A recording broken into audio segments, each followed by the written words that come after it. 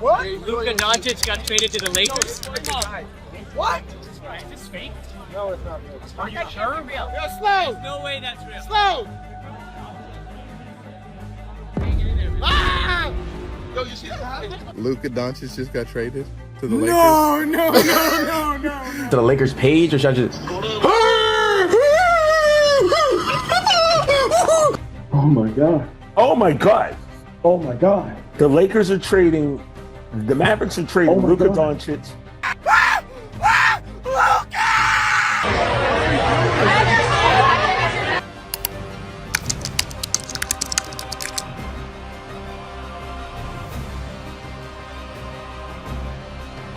Un traspaso incomprensible que marcó una era en la NBA, protestas y conflictos en Dallas, el peor momento personal de Luka Doncic y un cambio de guión arrollador en Los Ángeles. Todo ha pasado en 365 días, el año de Luka Doncic de Dallas a Los Ángeles.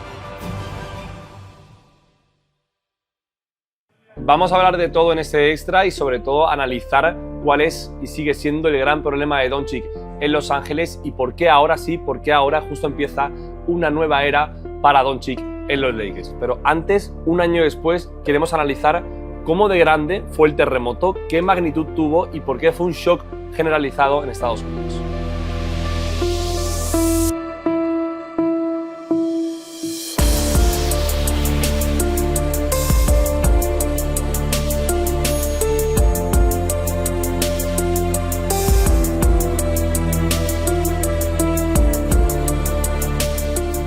Nos lo cuentan todo cuatro periodistas de referencia de la NBA. Juanma Rubio y Pepe Rodríguez, líderes del podcast Mínimo de Veterano del Diario AS, Quique García, la voz de referencia en castellano para hablar de Dallas Mavericks, y Francisco Pinto, trabajador durante 15 años en Los Ángeles Lakers. Con ellos y con Fernando Ruiz, nuestro compañero, nos adentramos en el universo Doncic un año después de su traspaso.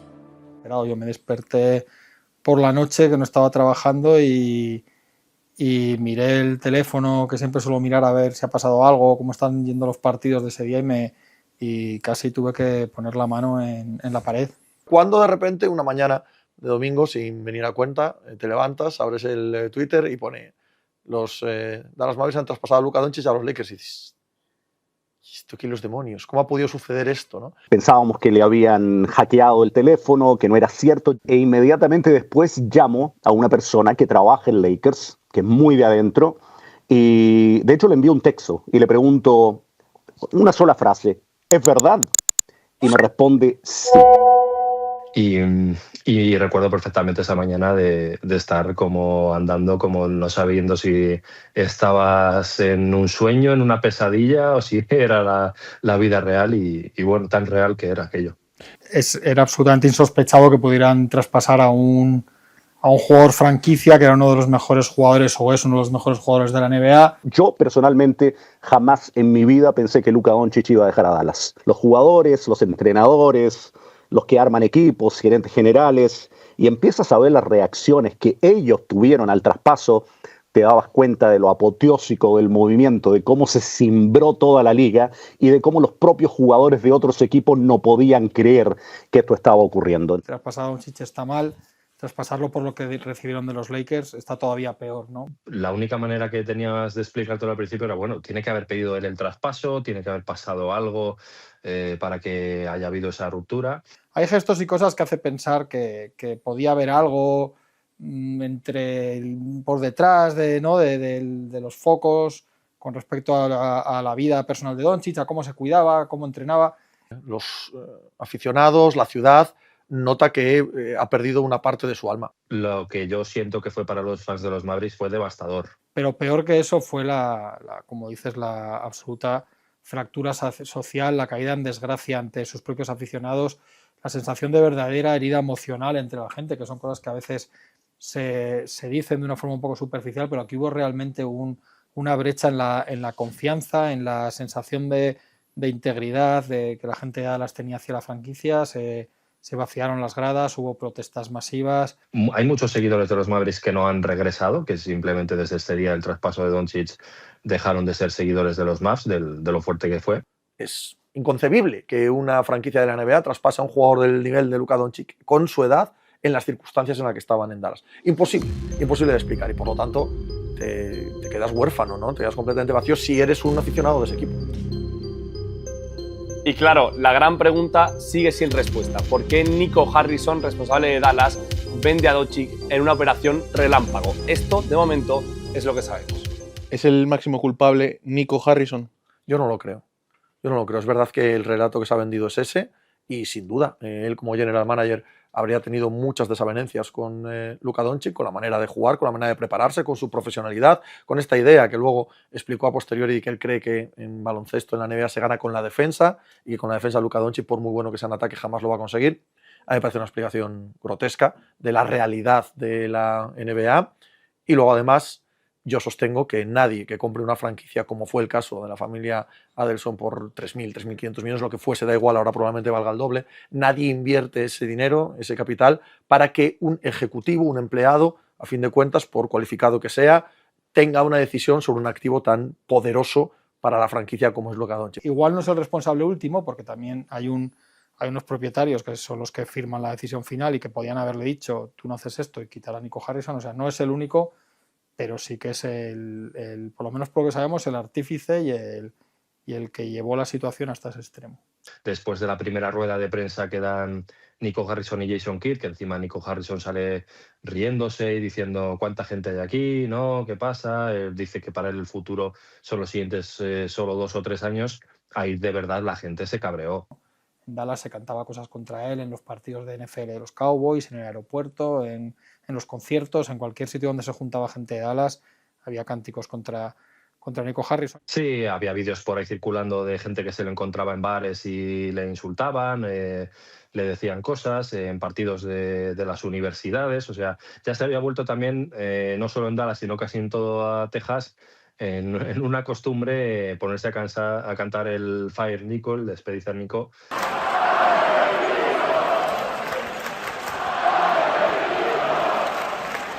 Y yo creo que al final, por mucho que lo intentaron, la situación suya fue insostenible. El traspaso, claro, no dependía de Doncic, no lo eligió él y le pilló de sorpresa. Y la estrella, según nos cuentan, vivió el peor momento de su carrera. Yo creo que para Luka fue muy duro. Por muy superatletas que sean y por muy millonarios que sean y que tengan los problemas de la vida, los problemas comunes de la vida resueltos, no solamente para ellos, sino para generaciones a futuro, siguen siendo seres humanos y este fue un golpe durísimo para Luka. Los Lakers no intentaron disimularlo, los Lakers han contado después, Jenny Bass, la que era hasta hace poco propietaria, contó que la presentación, que todos sus primeros pasos se hicieron con mucho tacto y con mucho respeto a cómo se sentía él. No fue todo lo multitudinaria ni fastosa que suele ser las presentaciones y primeros movimientos de una estrella de ese nivel, y más en una franquicia como los Lakers, ¿no? Y aquellos días es que estaba en el mismo estado de shock que los aficionados. No se podía creer que lo hubiesen traspasado a Los Ángeles Lakers, y su lenguaje corporal, sus palabras, su forma de afrontar esas ruedas de prensa y esa presencia ante los aficionados eran claramente de un hombre incómodo en su propia piel y que no le estaba gustando nada todo aquello y que se sentía, bueno, fuera de sitio. No, se le veía totalmente tocado, incluso casi diría destrozado, casi como un seguidor más de los Mavericks. Él, en aquel momento del traspaso, estaba a punto, si no me equivoco, de dar la entrada de una casa nueva en Dallas, que se estaban comprando allí, y él tenía pensado hacer allí toda su vida. Yo estoy convencido de que se habría quedado en Dallas hasta el último día de su carrera en la NBA.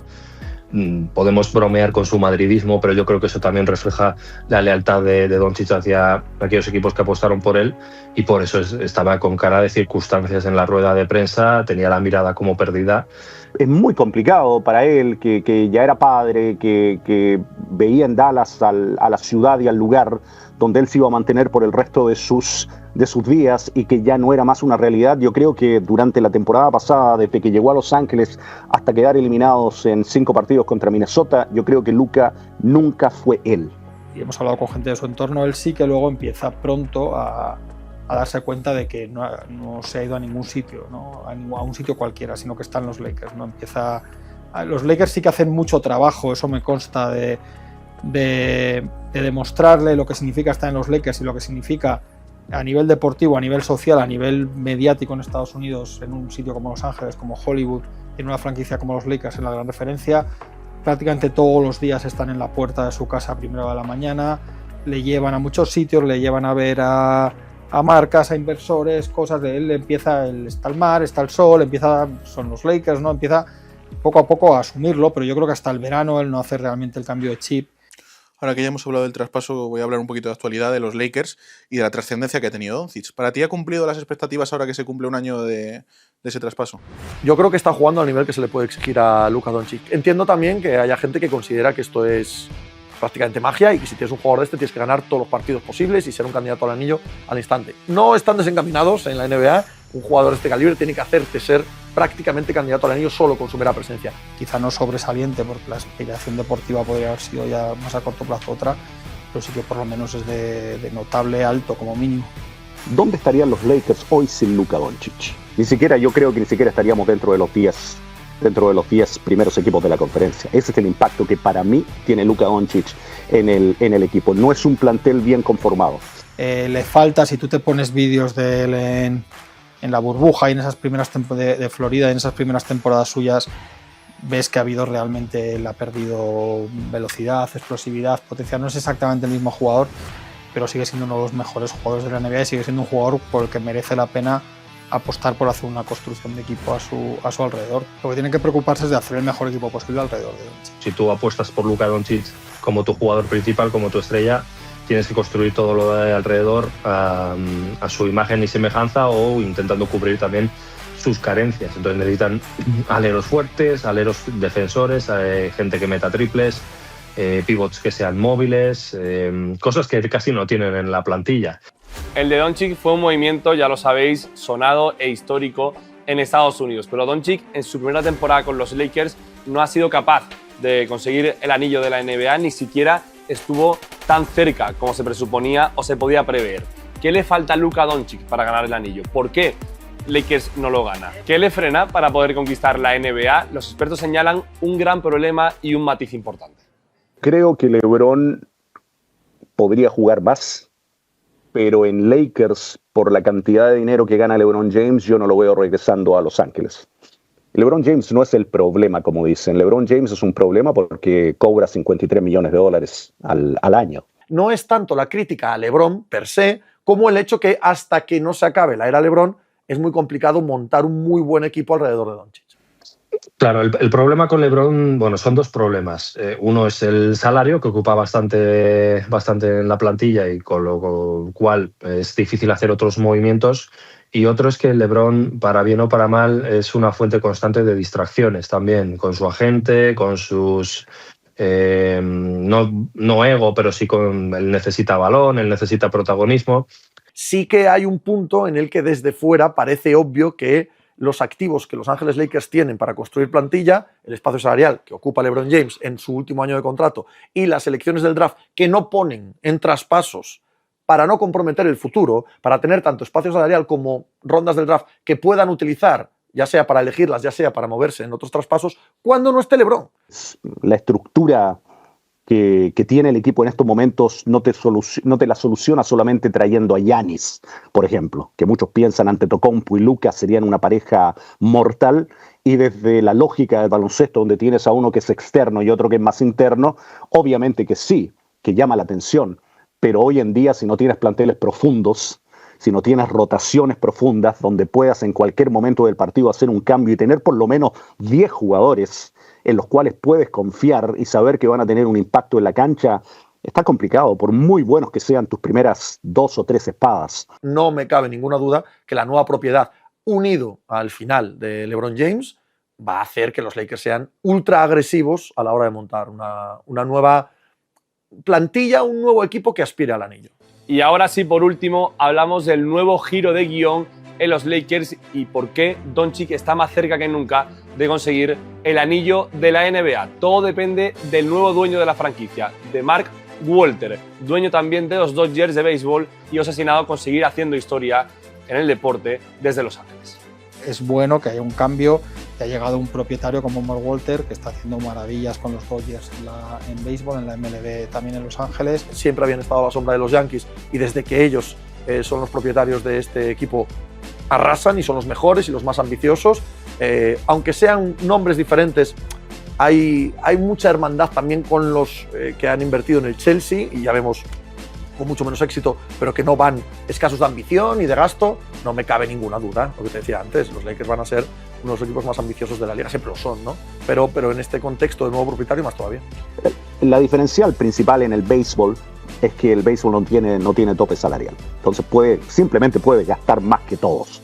Y puedes, si tienes el patrimonio, que obviamente ellos lo tienen, pagas la multa que tengas que pagar, el impuesto de lujo que tengas que pagar, pero sigues gastando más que los demás, porque no hay límites. En la NBA sí hay límites y son los mismos para todos. Entonces tienes que armar los planteles de manera distinta. Diciendo esto, Mark Walter te va a profesionalizar esta franquicia a los niveles más altos. Donde se nota este tipo de propietarios con respecto a otros, o lo que podría pasar en los Lakers, es en todo lo que no tiene topes salariales. En los entrenadores no hay topes salariales.